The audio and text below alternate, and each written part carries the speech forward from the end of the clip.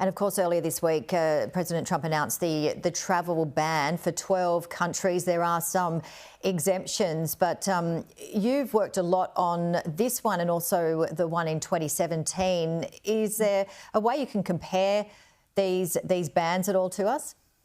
Yeah, sure. There's been quite a lot of commentary about how the lessons that the Trump administration has learned in terms of that initial ban that was done in 2017, which was actually quite chaotic by sort of any measure, and was very, very sweeping. So there were questions around whether it applied to dual nationals. It initially applied to permanent residents and other people.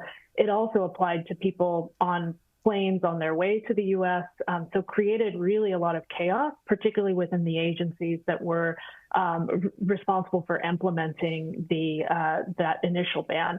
And so that prior experience, I mean, essentially the ban went through 3 different iterations before the Supreme Court ultimately upheld a version of it in, I believe it was 2017. And basically what they said, what the Supreme Court said, was that you couldn't look behind the rationale, the president's rationale for implementing a ban like this. So that the stated rationale was to prevent essentially Muslims from entering the U.S. And so the Supreme Court said, you can't look at that. You have to look at what the facial purpose is. And so taking those lessons in this iteration of the travel ban, the Trump administration actually sort of laid the groundwork for it in the 20 January executive order directing various heads of federal agencies to review the security and vetting practices, as well as visa overstays, et cetera, of different countries to figure out what countries should be subject to a ban in this situation. And so that's sort of how procedurally they got to the point where they've gotten with this latest ban.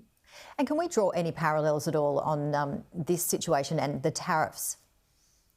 Actually, I love that you asked me this, because it's funny. I haven't seen actually much of this discussed in the commentary, but interestingly, if you actually look at the proclamation, the travel ban proclamation that Trump put out, you can see that this is actually a type of negotiating tactic, essentially similar in some ways to what the Trump administration has done with the tariffs. So the specific text of that proclamation say that it's designed to encourage cooperation with subject countries.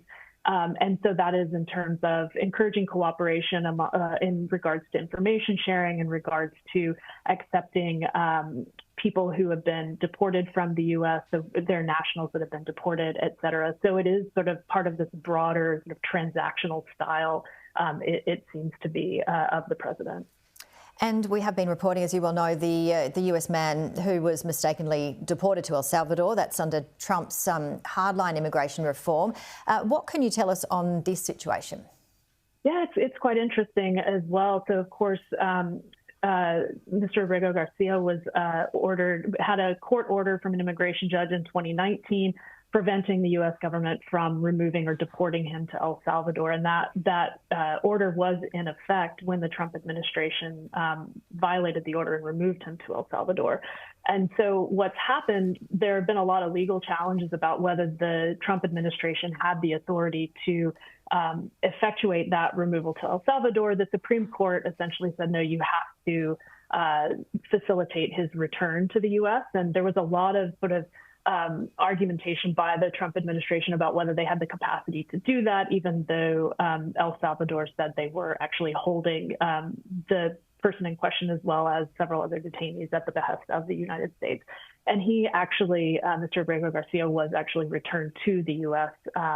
And interestingly as well, he's now facing federal charges on, I believe they're alien smuggling charges, which also one of the lead federal prosecutors for the office that where those charges originate has actually resigned in protest, citing the political nature of the charges. So it's an interesting saga, but the Trump administration has brought him back to the U.S.